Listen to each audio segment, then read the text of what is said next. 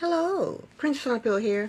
I am here to do a review slash recap with my opinion on 90 Day Fiance before the 90 days part 1. Season 7, episode 4. It's titled Revelations.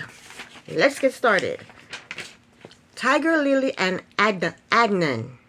They are getting ready for their wedding celebration. Tiger Lily's team comes to the room, and Adnan claimed that he could not have the hairdresser, who is a man, in the room with her. So he told the hairdresser to only touch her hair, and he told her female friend not to leave them alone.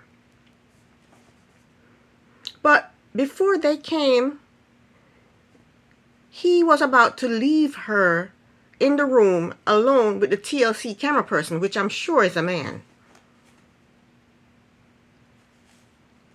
So I think Adnan is full of crap. He's full of crap.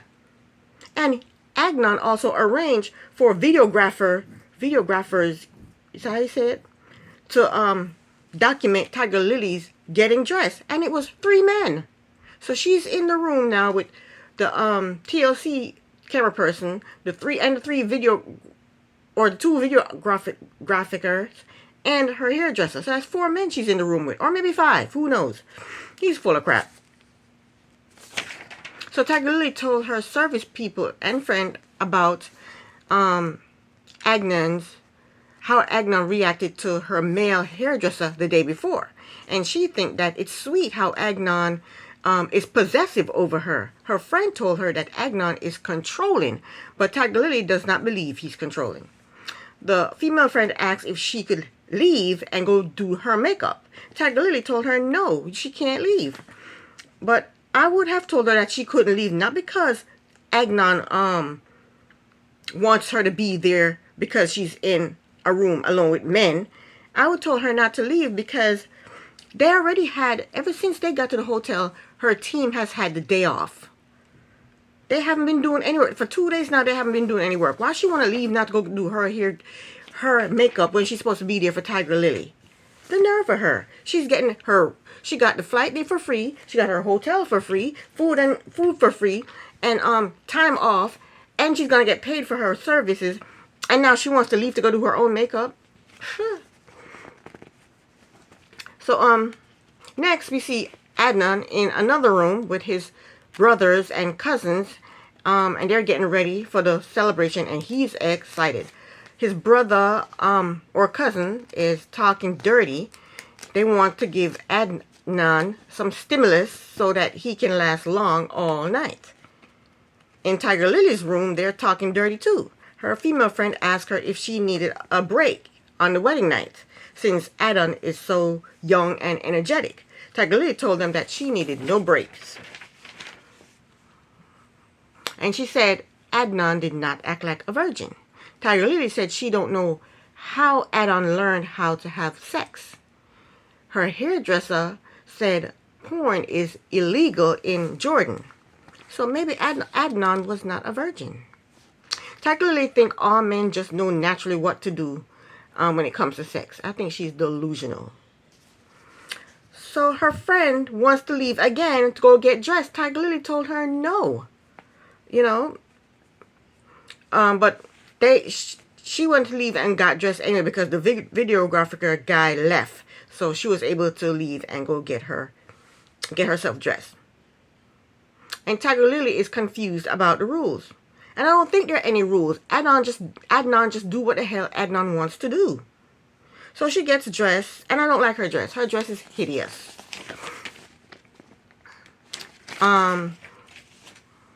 When she goes to meet Adnan, they kissed each other on the lips. I thought they couldn't kiss each other on the lips in public. Anyway, they get in the car to drive to the celebration, and while they're in the car, Tiger Lily is quiet, and Adnan asked her why she's so quiet, and she said she's overwhelmed. So they get to the venue, they get out of the car, and Tiger Lily looks scared to death. She said it's just too much. She is not having any fun. Last but not least, we have Brian and Ingrid. They wake up the next morning and Brian confirmed that they did not have sex. He asked her if the wheelchair stuff was too much for her, and she told him yes. She asked him to be patient with her. Ingrid said in her confessional that she is confused because Brian told her that he is independent and he lived alone, but he asked her to help him with the car, with his clothes, and with his shower. So now she thinks he's either a liar or he's testing her. So they leave the hotel and they are driving closer to Ingrid's house. The area where she lives, it's not accessible for a wheelchair, so he's going to stay at a hotel, and she's going to come visit him back and forth from her house. So while they're driving, she asks him where does he want to go while he's there. And where are they? In Brazil. He told her that he wants to meet her friends and family. She told him that her friends and family don't know anything about him. She told him that her father is ignorant. So Brian wants to just show up at her father's house and force the father to meet him. She said, no, we're not going to do that to my father. And I said last episode, Ingrid is in her 30s. She's married and divorced. She has 2 kids by 2 different men. And still she has to get her father's approval in who she dates. That's crazy. So we found out that that Ingrid's father is 4 years older than Brian. Ingrid was shocked when Brian told her that he was 51 years old. She told him that she thought he was 45 years old. He said, are you crazy? I'm not 45. She said, you told me you were 45. So he lied about his age. She said they were dating. They've been dating for 2 years, and when they first started dating, he told her he was 43. So 2 years ago, he was actually 49, but he told her he was 43. She said it was also on his profile, his dating profile, that he was 43 years old.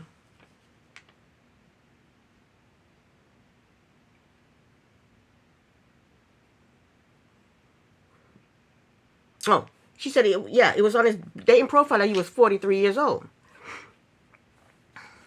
Brian said he never had a problem telling his age, and he's proud of his age. And I believe he's a liar. I believe he lied. So now she thinks he's a liar because he lied about his age and he lied about how independent he is. So she's wondering, what will his next lie be? So they are talking, and she asked him, how did he come to be in a wheelchair? She told him that he never told her the details. So he told her that he sold drugs 5 years ago and he used drugs 5 years ago. He told her that he met his second wife and he drank a case of beer every day with 5 grams of cocaine on the table. I don't know what that means. 5 grams of cocaine on the table. I don't know. Brian told us that during that time, life was exciting. He said his family didn't approve of it, but he didn't give a damn. He said he was making more money than everybody in his family put together. He said he wanted a fresh start. He said he told his ex-wife that he didn't love her anymore. He said his ex-wife wasn't happy, that he wanted to leave that lifestyle. He said 2 months later he was parking his car and 2 men approached him. One had a gun. He said he went for the gun and then he got shot. And next thing you know, he was in a wheelchair. He said his ex-wife confessed to ordering the carjacking. Ingrid is shocked. She is speechless. She is not shocked about him being shot because his ex-wife had something to do with it, or that he was shot and is now in a wheelchair because of a carjacking. She is shocked because he was a criminal. He was a drug dealer. She said she never used drugs. She said she doesn't accept things like that. She said she's not good with this news at all. So they are driving, and it's now dark out, so they have been driving for a long while. She asked him why didn't he tell her about the drugs before they met, before he actually brought his ass to Brazil. He told her that it doesn't make a difference. She told him, yes, it does make a difference. She said to him, who knows if you won't use cocaine after marrying me? She said, you used to deal drugs. She said, maybe you don't do drugs anymore because you can't walk. It's like, oh, wow. He told her that he has changed since the accident. Brian said he is hurt and offended that offended by Ingrid. He said he didn't think it would be a big deal since it happened a long time ago That's a lie. That's a lie. He knew it was a big deal. That's why he was afraid to tell her. That's why he kept saying, I hope when I tell her, he said she doesn't know everything about what happened, and I hope when I tell her, it doesn't make her change how she feels about me. So it is a big deal. And he knows it's a big deal.